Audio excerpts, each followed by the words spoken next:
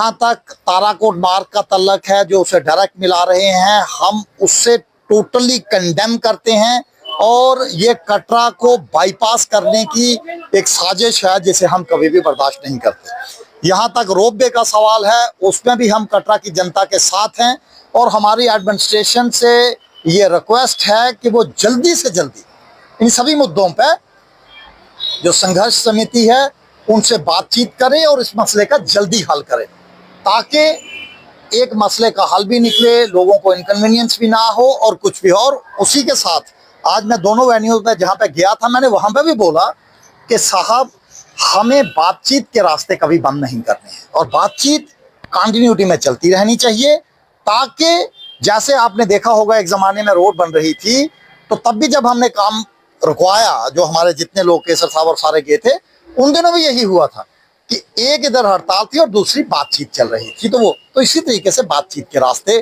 खुलकर मुझे लगता है कि इसका समाधान हो जाएगा, ऐसी हमारी सोच। 72 घंटे के लिए कटरा बंद रहा और 72 घंटे की कॉल जो है वो फिर से दे दी गई है। श्रद्धालुओं को काफी सारी दिक्कतों का सामना यहाँ पर हो रहा है और 18 लोगों को जेल में डाला गया है। जो 18 लोग जेल में डाले गए हैं उनका ये कहना है कि उनकी हालत बहुत ही ज्यादा जो है खराब होती है, क्योंकि बहुत उसमें ऐसे लोग हैं जो पेशेंट भी।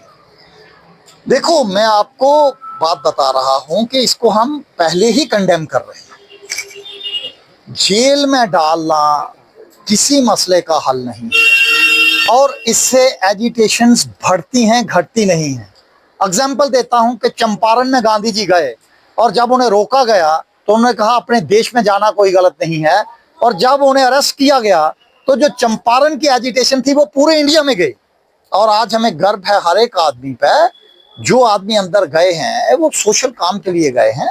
तो मुझे ये लगता है कि एडमिनिस्ट्रेशन समझेगी और उन्हें जल्दी से जल्दी बाहर निकालेगी, ये हमारी सोच है और उन्हें एडमिनिस्ट्रेशन को बहुत जल्दी ये करना चाहिए। जंग युवा जो है वो सड़कों पर है, महिलाएं सड़कों पर है, उनका यही कहना है कि रोपवे प्रोजेक्ट जो है वो कटरा के लिए नासूर बनता जा रहा है, क्योंकि अगर रोपवे प्रोजेक्ट लगता है तो बना बसाया शहर जो वो उधर जाएगा। क्या कहना है? बिल्कुल ठीक कहते हैं आप कि जब तक आप ये जितनी पुरानी जगह हैं, चाहे चरणपात का है, बाल गंगा है, आदकुआरी है, अगर कहीं वो उनको अगर बीच में अगर नहीं लेंगे तो कैसे काम चल सकता है।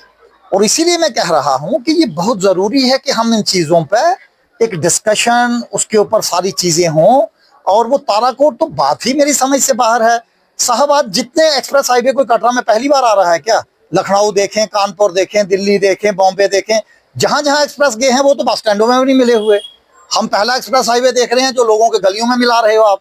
तो इससे हम कंडेम करते हैं और एडमिनिस्ट्रेशन से, संघर्ष समिति से, दोनों से आग्रह करते हैं कि बहुत जल्दी जो है मैंने संघर्ष समिति से रिक्वेस्ट की है कि 5-6 मेंबरी एक टीम बना के वो बातचीत का सिलसिला आगे शुरू करें। एडमिनिस्ट्रेशन से आपके माध्यम से कह रहा हूं कि बहुत जल्दी जो है आप जो आदमी डिसीजन ले सकें उनसे बात करवाएं और इस मसले का हल निकालें, जो हम सब के लिए बेहतर होगा। 150 घंटे के लिए कटरा बंद हुआ है। माँ वैष्णो देवी का आगाज शुरू करता है। 1 करोड़ के करीब श्रद्धालु यहाँ पर आते हैं। 150 घंटे यात्रा स्टेशन बंद रखना प्रशासन के लिए निंदनीय कार्य है। बहुत बड़ा है, बहुत बड़ा है। मैं समझता हूँ ये छोटी बात नहीं है और मैं ये समझता हूँ कि अगर उन सब लोगों को क्या पता अरेस्ट ना किया होता तो दूसरे दिन बैठ के मसलों के हल निकलते। मगर कुछ एक चीज़ें जो हुई हैं वो अच्छी नहीं हैं और अब भी मैं आपके माध्यम से यही कहूँगा कि इसका जिस तरीके से बैठ के अगर हल निकलता है, और हल बातचीत से ही निकलता है।